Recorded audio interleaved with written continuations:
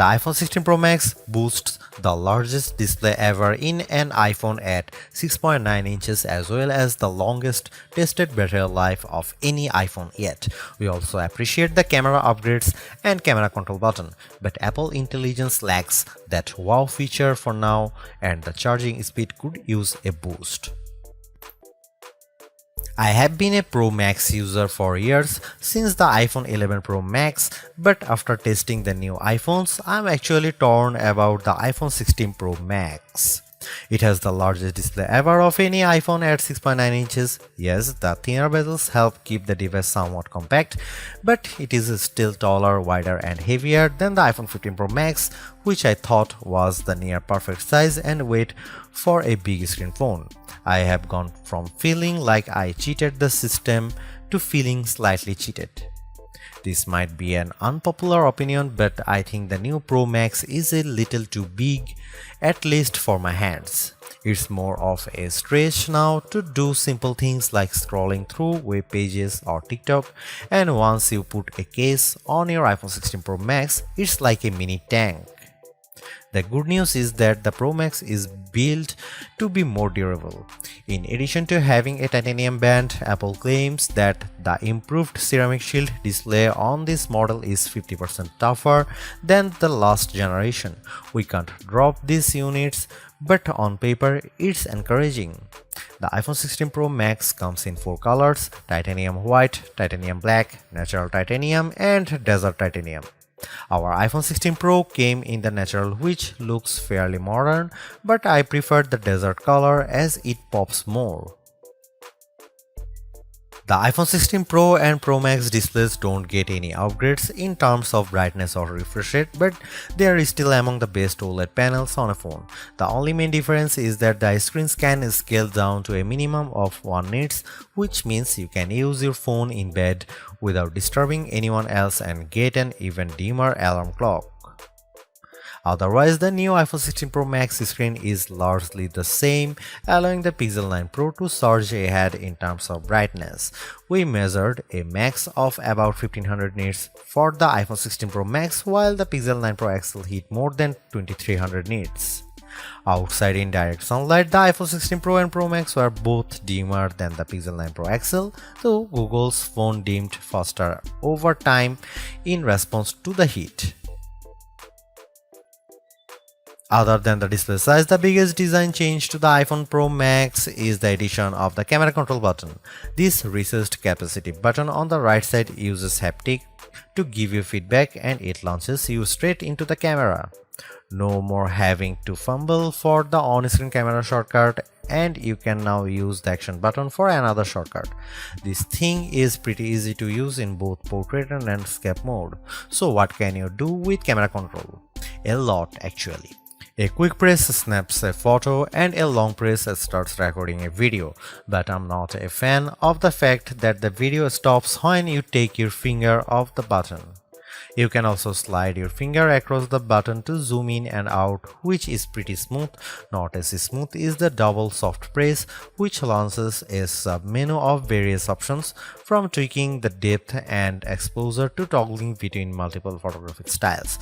Camera control works well, but applying just the right amount of pressure and remembering what a single press and double press do takes practice.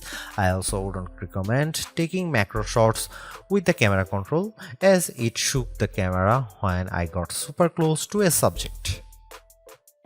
The iPhone 16 Pro Max gets a bunch of camera upgrades, starting with a new 48 megapixel fusion camera for the main shooter that's designed to read data faster. The result should be zero shutter lag and faster focus.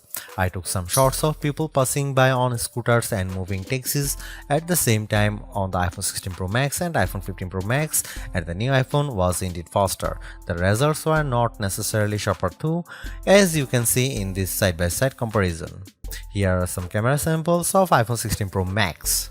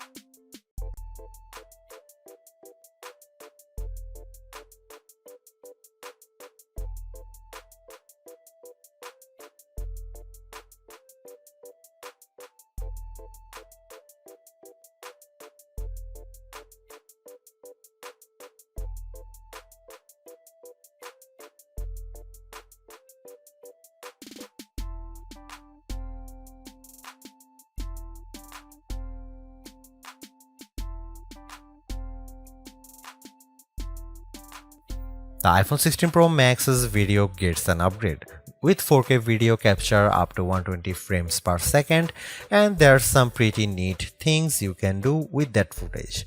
Using the playback speed controls, I could slow down a ping pong match to 50%, 25% or 20%, and the footage still looked sharp. Apple Intelligence is Apple's version of AI that's designed to be more secure and helpful than what Samsung and Google offer.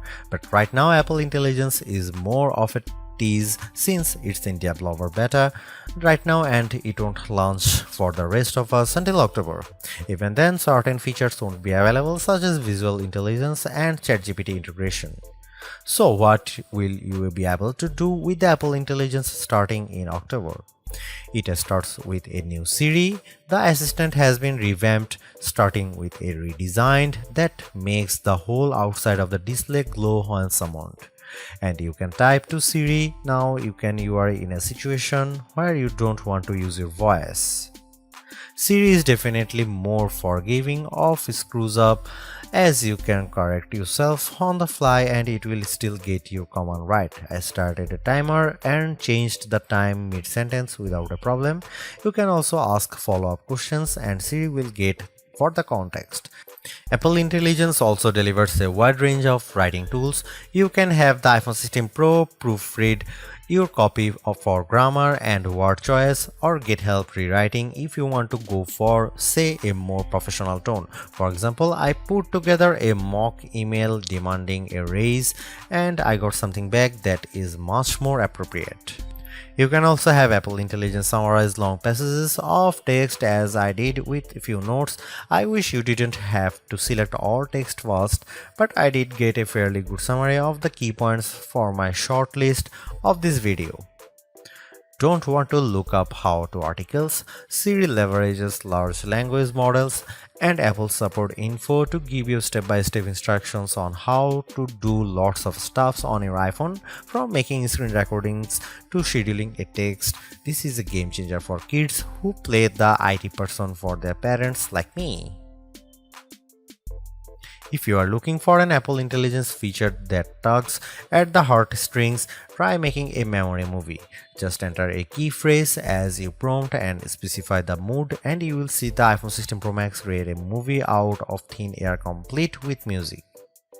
Clean up in the Photos app, a way overdue feature compared to what you will find on the Pixel and Galaxy, but it is still nice to have. You can remove unwanted objects or people in the frame with just a tap. The cleanup feature worked fairly well when I tried to remove a person from a selfie, but you will get the best results if the background isn't too complicated. The iPhone 16 Pro Max features 8GB of RAM and Apple's new A18 Pro chip built on 2nd generation 3nm tech, which blows away the Android competition in CPU performance through not graphics. I was sucked in by the Infinity Nikki game, which was in beta during testing. The open world puzzler has console-like visuals, complete with realistic looking rippling water and smooth animation as you use a special floating dress to jump from one platform to another. On Geekbench, which measures overall performance, the new iPhones are nearly 50% faster than the Galaxy S24 Ultra Snapdragon 8 Gen 3 chip on single core and 15% higher on multi-core performance. The latest Tensor G4 Pixel phones aren't in the same league. The iPhone 16 Pro Max was also twice as fast than the S24 Ultra in our video editing testing using Adobe Premiere Rush, where we time how long it takes to transport a 4K clip to 1080p. The new Pro phones also shave off a few seconds versus the iPhone 15 Pro's time. So what about graphics? The iPhone 16 Pro Max packs a 6-core GPU compared to 5 cores for the regular iPhone 16 series, and Apple claims that it's up to 20% faster than the iPhone 15 Pro's A70 chip. On the 3D Mark Solar Bay graphics test, which has support for ray tracing, the iPhone 16 Pro was 22% faster than the iPhone 15 Pro. However, that's still 18% behind the Galaxy S24 Ultra, which also delivered higher frame rates on the test. There is one other performance test we ran to see if Apple's claims of better sustained performance are legit. The iPhone 16 Pro Max features a new internal design with a graphite-clad aluminum substructure that's supposed to result in 20% better sustained performance. Interestingly, the iPhone 16 Pro Max turned in a very strong so-called stability score of 84% on our 3D Mark Wildlife stress test, which is better than the 75% from the iPhone 15 Pro Max, but the iPhone 16 Pro hit only 66%. It hit a higher overall loop score but had bigger drop-off. The Galaxy S24 Ultra's score was even worse at 60.4%. Thanks to the larger batteries and other efficiencies, Apple says the iPhone 16 Pro Max has the best iPhone battery life ever, and our testing backs that up.